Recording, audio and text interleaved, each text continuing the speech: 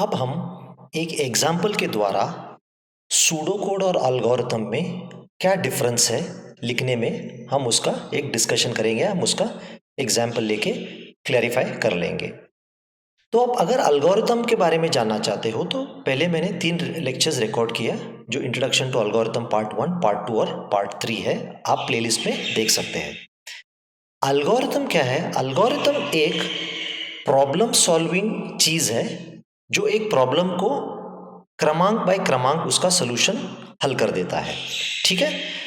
और pseudo code जो है उस एल्गोरिथम को आम भाषा में प्रॉब्लम सॉल्विंग प्रोसेस को, वो प्रॉब्लम सॉल्विंग प्रक्रिया को बता देता है। तो एल्गोरिथम जो है हर चीज में यूज होती है। डेली लाइफ में भी हम यूज करते हैं, कंप्यूटर प्रोग्राम लिखने में भी यूज करते हैं। तो एल्गोरिथम को हम यूज करते हैं। तो एल्गोरिथम स्टेप वाइज एक सीमित समय में एक निश्चित क्रमांक से हम कोई प्रॉब्लम का हल निकाल देते हैं। और सूडो कोड क्या है? सूडो कोड एल्गोरिथम के बारे में आम भाषा में डिटेल में एक्सप्लेन करने वाली चीज है।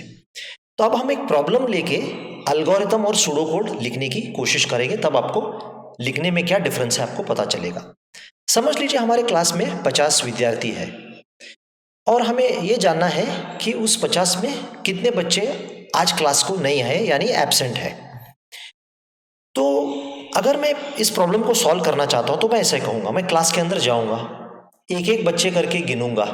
तो समझ लीजिए उस दिन 40 बच्चे आए थे, तो टोटल मेरे पास 50 बच्चे थे। तो 50 में से मैं 40 कम कर दिया तो मेरे पास 10 रह गए। तो यानी कि 10 बच्चे आज एब्सेंट है।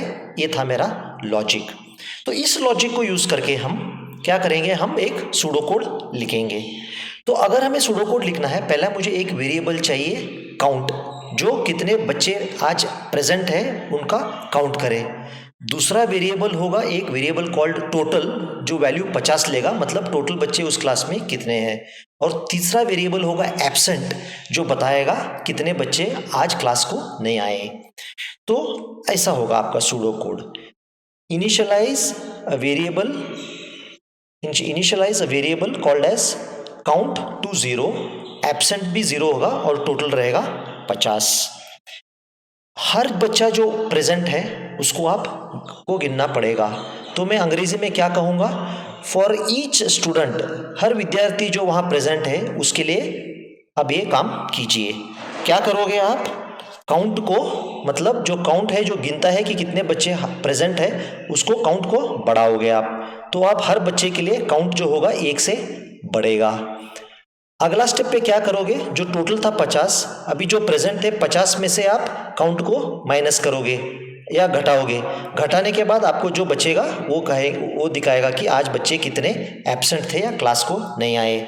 लास्ट स्टेप ये होगा, आप ये लिखोगे अंग्रेजी में, display the number of students who are absent. तो अगर आप ये देखोगे, ये लगभग बिल्कुल आम भाषा में सीधी स्टेप वाइज इसका लॉजिक लिखा गया था। अगर हम इस चीज को एल्गोरिथम में लिखेंगे तो कैसा लगेगा आप देख लीजिए। तो एल्गोरिथमिक अप्रोच रहा इस तरफ, ठीक है, ये रहा सूडो कोड अप्रोच, ये रहेगा एल्गोरिथमिक अप्रोच। तो जैसा ये होगा सिमिलर यहाँ पे भी स्टेप्स वैसे ही होंगे। तो पहले मैं 3 वेरिएबल डिक्लेयर करूंगा, उनका नाम होगा काउंट 0, एब्सेंट 0 और टोटल 0। ये जो एरो सिंबल है इसे असाइनमेंट कहते हैं, मतलब 0 जाके काउंट मेमोरी लोकेशन में स्टोर हो जाएगा। ठीक है। तो इनिशियली हम तीनों वेरिएबल को हम असाइन कर रहे हैं 0 या 50। अगले बार मैं क्या कर रहा हूँ, स्टेप 2 में मैं पहला ये कहूँगा कि मुझे कितने बच्चे हैं, तो मैं क्या करूँगा, यहाँ आ जाएगा मेरा स्टेप। मैं अंग्रेजी में ये लिख रहा हूँ, repeat till all students counted, मतलब जब तक मैं हर बच्चे को गिनना खत्म नहीं करूँ तब तक काउंट का वैल्यू बढ़ाते जाइए। आप क्या कीजिए, आप हर बच्चे को गिनते जाइए और काउंट जो है, अगर बच्चे इस क्लासरूम में थे तो मैं इसे गिनूंगा 1 2 3 4 करके इसमें बढ़ते जाएंगे। तो हर स्टूडेंट गिनने तक काउंट को बढ़ाते जाइए। जब आप एक स्टूडेंट को गिनोगे तो उस काउंट का वैल्यू 1 से 2, 2 से 3 ऐसे बढ़ते जाएगा। तीसरा स्टेप क्या होगा, जब मेरा काउंटिंग कंप्लीट होगा ये दूसरा स्टेप में, तब मैं एब्सेंटीज कैसे है, बच्चे कितने नहीं आए आज, मैं ऐसे कैलकुलेट करूंगा। मैं कहूंगा absent is assign the value total minus count, यानी टोटल अगर 50 थे, अगर आए थे 40, तो एब्सेंट थे 10, इस रिजल्ट यहाँ पे आ जाएगा। और फाइनली मुझे अगर एब्सेंट दिखाना है तो मैं ऐसा दिखा दूंगा, मैं कह दूंगा print number absent is absent. ये जो डबल कोट में है ऐसे ही स्क्रीन पे आएगा। एब्सेंट जो है वेरिएबल है, ये वैल्यू दिखाएगा। हमारे केस में 10 था तो ये 10 स्क्रीन में दिखाई देगा। तो ये था लॉजिक। आपको अगर सूडो कोड से लिखना था, अगर आपको एल्गोरिथम से लिखना था, अगर आप देखोगे स्टेप दोनों में एक है। ये आपको लगभग आम भाषा या अंग्रेजी भाषा में लग रही है, ये आपको बिल्कुल कॉम्पैक्ट मैथ्स और शॉर्टकट में लग रहा है। और अगर आप प्रोग्राम लिखोगे इससे भी कम लिखने का वर्ड्स अंग्रेजी और कम हो जाएगा। तो ये सबसे ऊपर, इससे नीचे एल्गोरिथम और इससे नीचे प्रोग्राम कोड जो कंप्यूटर के लिए समझ में आना बहुत जरूरी है।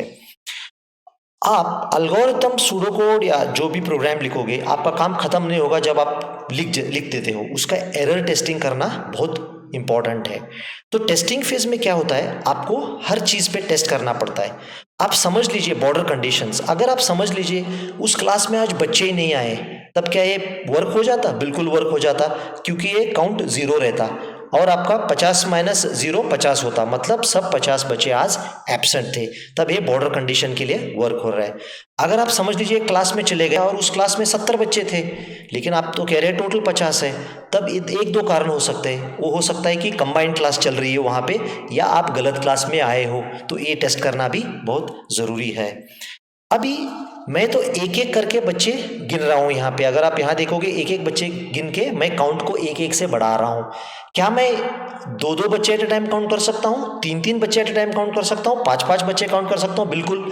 अगर आप वैसे करते जाओगे तो आपका काउंटिंग प्रोसेस जल्दी हो जाएगा और फास्टर हो जाएगा और आपका प्रोग्राम ज़्यादा स्पीड से दौड़ेगा। तो इसके लिए क्या कहते हैं हम? उसे ऑप्टिमाइजेशन कहते हैं। ऑप्टिमाइजेशन मतलब हम बच्चे एक एक गिनने बजाय यहाँ पे हम जो काउंट करेंगे फॉर ईच स्टूडेंट नहीं, for each set of 5 students. अगर मैं 5-5 गिन रहा हूँ, आई का वैल्यू, काउंट का वैल्यू जो है 0 से 5 होगा, 5 से 10 होगा, 10 से 20, 10 से 15, 15 से 20, 20 से 25 ऐसे बढ़ते जाएगा। लेकिन जब समझ लीजिए अगर हमारे पास 40 बच्चे नहीं, अगर हम समझ लीजिए 50 बच्चे हैं, उस दिन 42 बच्चे ही आ गए, ठीक है, और हम 5-5 करके गिन रहे हैं। तो जब हम 5-5 करके गिन रहे हैं, ये 5 बार घूमेगा, तब 40 बच्चे की गिनती होगी। आपका एरर, आपका लॉजिक में ये गलती ना हो कि वो बाकी दो बच्चे थे, क्योंकि वो 5 के ग्रुप में नहीं थे, उनके गिनना भूलना नहीं चाहिए। उन 2 को भी आपको काउंट को ऐड करना बहुत जरूरी है। तो ये हो सकता है जब आप एक से ज्यादा बच्चे को एक बार गिन रहे हो, ऐसा हो सकता है कि अगर आपका लॉजिक सही नहीं हो, आप 1 या 2 या 3 या 4 या जो भी बच्चे हैं आप खो सकते हो और आप गिनती में उन्हें डालना भूल सकते हो। तो इसे कहते हैं लॉजिकल एरर। इस चीज पे आपको ध्यान रखना बहुत जरूरी है। तो जैसे मैं बता रहा था, आज समझ लीजिए क्लास के लिए सिर्फ 44 स्टूडेंट्स आ गए, ठीक है, 44 स्टूडेंट्स आ गए। मैं 5-5 करके गिन रहा हूँ, तो ये 5 पहला, दूसरा, तीसरा, चौथा, फिफ्थ, छठा, 7, 8, 9, 10, 10वीं गिन गया। तो अभी मेरे 10 नहीं 8 गिन गए। अब तो मेरे 40 बच्चे में गिन गया, तो आए थे 44। मैं चाहता हूँ कि हर बच्चे के ग्रुप 5-5 में गिनूँ, लेकिन अभी बच गए 4। तो आपको क्या करना पड़ेगा, 40 को लास्ट को 4 सेपरेटली गिन के इनको ऐड करना पड़ेगा, तब आपको 44 करेक्ट टोटल आएगा। ये जो है ऐसे जो एरर जो आप करते हैं, जो 4 को गिनना भूल जाते हैं, इसे लॉजिकल एरर कहते हैं। आप थोड़ा ध्यान रख के प्रोग्राम को लिखा करिए। सबसे आप सोचते होंगे कि एल्गोरिथम्स कोई अजीब चीज़ है या कोई स्पेशल चीज़ नहीं है। एल्गोरिथम्स हम रोज़ी ज़िंदगी में बहुत यूज़ करते हैं। जैसे आपको कोई चाय बनाना हो, कोई सब्जी बनाना हो, कोई खाना बनाना हो, उसके लिए आप कुछ सिस्टमेटिक स्टेप्स फॉलो करते हैं। उस सिस्टमेटिक स्टेप्स फॉलो करते हुए एक सीमित समय में निश्चित क्रम करके आप उसका सोल्यूशन हल कर देते हो।